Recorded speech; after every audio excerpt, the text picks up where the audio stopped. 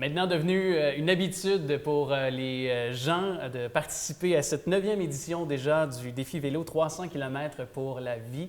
Et j'ai l'occasion d'en parler parce que ça s'amène bientôt chez nous le 10 et 11 septembre prochain. Donc avec M. Alain Demers, qui est directeur général de la Fondation de la Cité de la Santé. M. Demers, merci d'être là. Merci de l'invitation. Ça fait vraiment plaisir. Il s'en est rendu à sa 9e édition. Et au cours de ces 9 ans-là, quelle place a pris ce défi vélo-là pour vous à la Fondation? Bon an, mal an, il y a à peu près 120 cyclistes qui participent. Fait que d'une année à l'autre, ça a un petit peu varié. Et puis l'année dernière, cet événement-là a dépassé le $1 million amassé net. Donc, quand on dit net, on parle de toutes les dépenses de l'activité parce qu'on s'entend que c'est sur 2 jours. Alors, il y a des dépenses de nourriture, des dépenses de logement. Les cyclistes couchent à Trois-Rivières, reviennent le lendemain. Alors, c'est sûr que c'est un événement absolument majeur pour la Fondation Cité de la Santé. Oui, et d'ailleurs, on parle du programme de la journée. Comment ça se passe, justement? Vous avez évoqué, on s'en va à Trois-Rivières, mais y a-t-il des arrêts? Est-ce qu'il y a des activités de sensibilisation pour ceux qui y prennent part, ceux qui peut-être voient passer ces cyclistes-là devant chez eux aussi au travers? Est-ce qu'il y a ça aussi? En fait, l'activité se déroule à peu près toujours de la même façon, donc sur 2 jours, à peu près la moitié de la distance aller et retour. Comme 150. Exactement. Évidemment, tout en cours de parcours, il y a un accompagnement policier, on roule en peloton. Alors, les pelotons, il y en a 4 pelotons différents et qui sont selon les vitesses des cyclistes. Donc, les plus expérimentés, ceux qui sont plus habitués, vont être dans le plus rapide et jusqu'au plus lent. Okay. Et par la suite, bien évidemment, il y a des arrêts, des pauses, collations, arrêts pour le dîner, tout ça. Fait que donc, c'est vraiment très organisé avec des moments précis, des endroits où est-ce qu'on s'arrête, avec tout un accompagnement à la fois policier et par beaucoup de bénévoles avec des autosuiveuses. Et même parmi les cyclistes, il y a aussi des gens là, qui s'occupent là, de bien faire rouler les pelotons. Alors, tout le monde a un rôle. Un rôle important. Oui.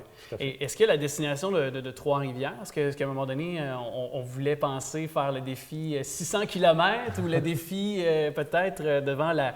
Vous avez évoqué le fait que ça a pris de l'ampleur, qu'il y a de plus en plus de cyclistes qui, année après année, récidivent ou se joignent à cette magnifique cause. Alors, est-ce que vous avez déjà pensé élargir le rayon de kilomètres aussi?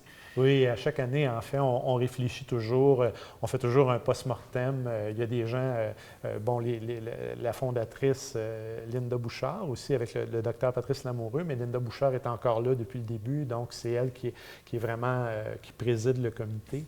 Et puis, à chaque année, donc, on fait un post-mortem, on se demande est-ce qu'on continue à Trois-Rivières, est-ce qu'on allonge, est-ce qu'on fait ça sur une journée, est-ce qu'on fait ça autrement?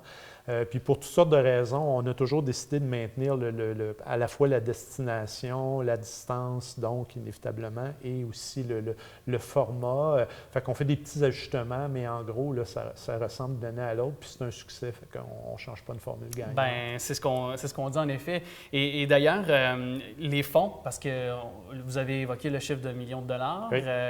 Et cet argent-là, comment on veut la dépenser cette année, puis à quoi elle a servi à travers les années aussi pour démontrer des œuvres concrètes de l'impact que ça a eu de justement les efforts des participants. Oui, 300 km pour la vie est vraiment pour la cancérologie.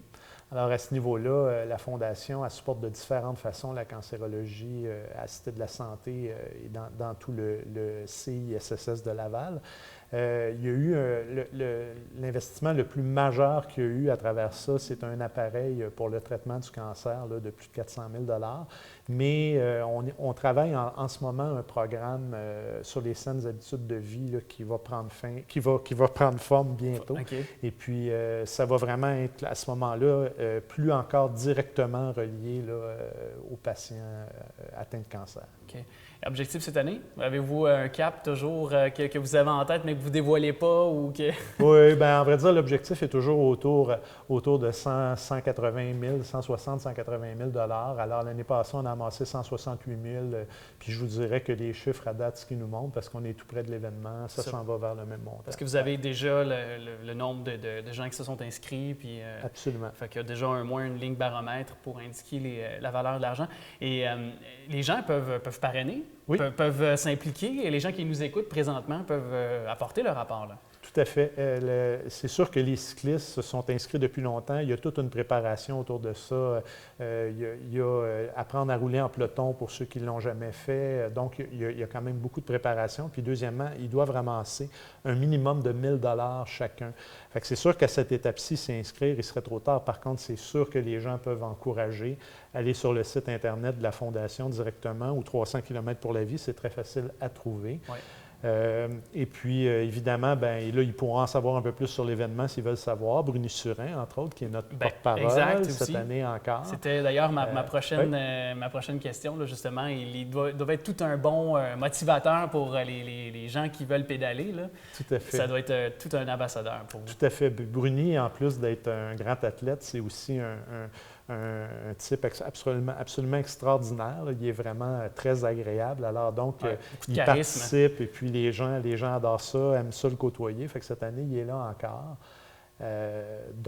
Les gens, pour avoir des renseignements de ce genre-là, pour savoir exactement qu'est-ce qu'on fait avec l'argent puis tout ça, ils peuvent tout trouver ça sur le site, mais ils peuvent parrainer de façon très simple en ligne, ça se fait encourager un cycliste. C'est ça. Et il y avait une nouveauté cette année, parcours de 150 km qui, je pense, finalement ne sera pas trop en vigueur? Ou... Bien, en fait, ce qu'on proposait, c'est qu'on voyait au fil des ans, justement, dans les post-mortem, il y en a que d'une année à l'autre ne continuaient pas parce que pour eux, 300 km, c'était un trop grand défi. Ouais. Fait qu'on s'était dit, on va leur offrir la possibilité de faire juste la moitié du parcours.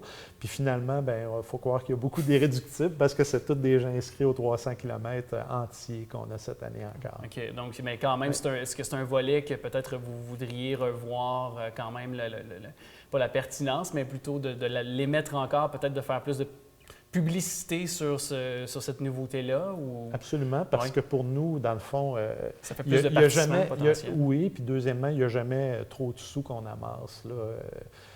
C'est sûr qu'il y a des grands besoins. Alors, pour nous, si ça permet d'avoir plus de gens, on va le regarder encore. Oui. Ouais, puis là, on annonçait probablement du beau temps. En tout cas, j'espère qu'on va avoir du beau temps pour vous parce que vous, c'est beau temps, mauvais temps. Vous pédalez pareil. Là. Absolument. Dans le déluge. Oui. Puis je peux vous dire qu'on a eu des expériences dans le passé qui finalement deviennent les pièces d'anthologie de notre activité.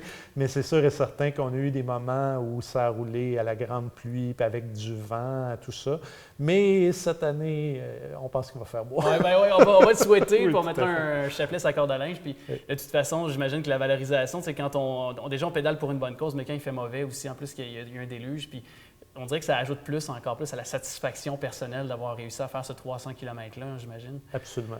Tout à fait. Ouais. Bien, Monsieur Alain Demers, merci beaucoup.